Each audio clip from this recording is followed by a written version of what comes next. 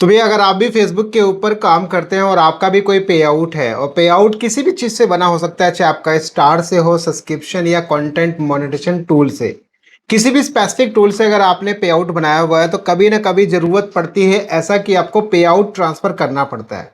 यानी कि आपका जो पुराना पे आउट अकाउंट है उसके सारे अर्निंग सोर्स आपको नए पे आउट अकाउंट के अंदर ट्रांसफ़र करना होता है।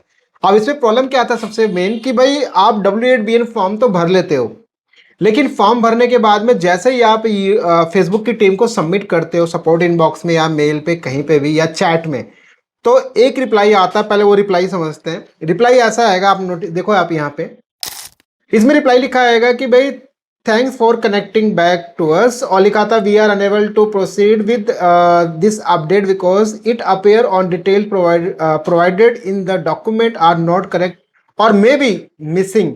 मिसिंग क्या है? अब इसमें ये बोलता है कि भाई जो आपका पे आउट सोर्स का जब आप फॉर्म भर रहे हो इसके अंदर ये बोल रहा है कि document must be dated and signed by the financial administrators.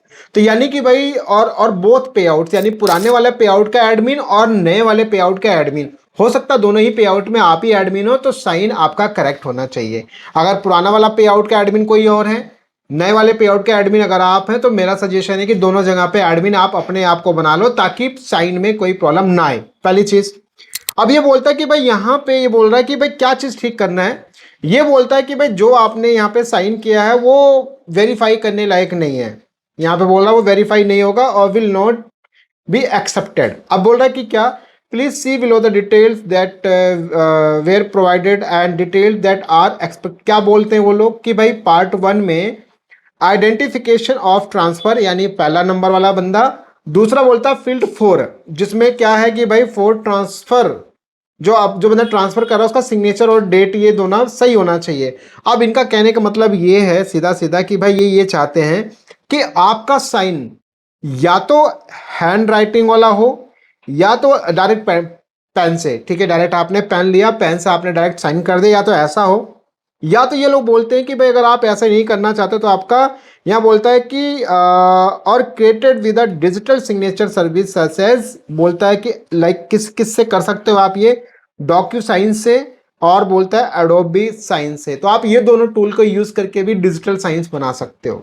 अब ये सब कैसे काम करता है? अगर हम डॉक्यू साइन की बात करें तो एक जैसे आप देखोगे ये वाला स्क्रीनशॉट देखो, कुछ ऐसा होता है। और नॉर्मल साइन तो आपको पता है यार, कोई भी साइन आप कर दो, राइट? तो ये दो तरीके के साइन ये एक्सेप्ट करते हैं। तो मैं तो आपको ये सजेशन दूंगा, देखो आप समझो।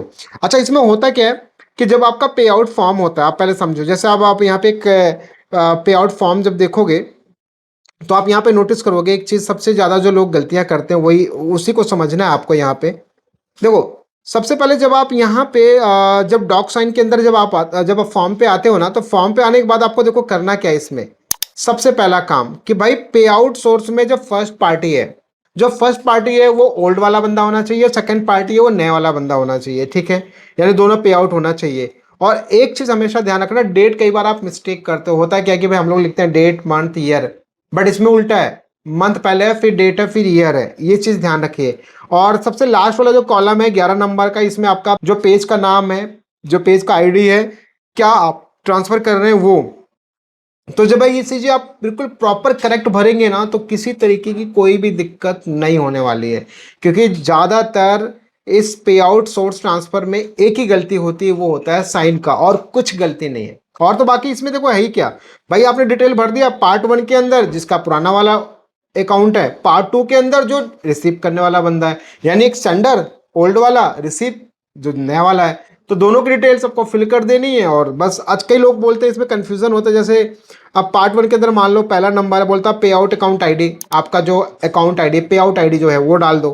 दूसरा है भाई ट्रांसफर पे आउट अकाउंट नेम, जो आपका पे आउट में ऑनर में नेम है वो डाल दो। तीसरा बोलता है फाइनेंशियल एडमिनिस्ट्रेटर नेम, बोलता है जो आपका जो एडमिन है, जो पे आउट का एडमिन उसका नाम, और बस साइन। और यही आपको पुराने वाले में डालना है। तो भाई ये दोनों चीजें बस आपको फॉलो करना है। सिग्नेचर का प्रॉब्लम रहता है तो मैं आपको बता दें क्या सॉल्यूशन है, सबसे बेस्ट मेथड है, ये सब चीजें आपको ट्राई कर सकते हो।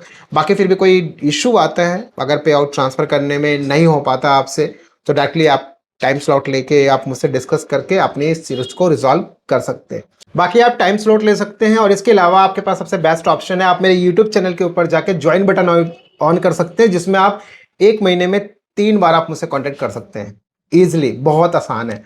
और इसके अलावा वीडियो को ज़्यादा से ज़्यादा शेयर कीजिए बाकी लोगों को, ताकि उन लोगों को भी इन्फॉर्मेशन मिल सके और इस चीज़ को देख कर अपनी प्रॉब्लम को रिजॉल्व कर पाएँ। और मिलते हैं हम लोग नेक्स्ट और एक अच्छी वीडियो के साथ, तब तक के लिए बाय एंड जय हिंद।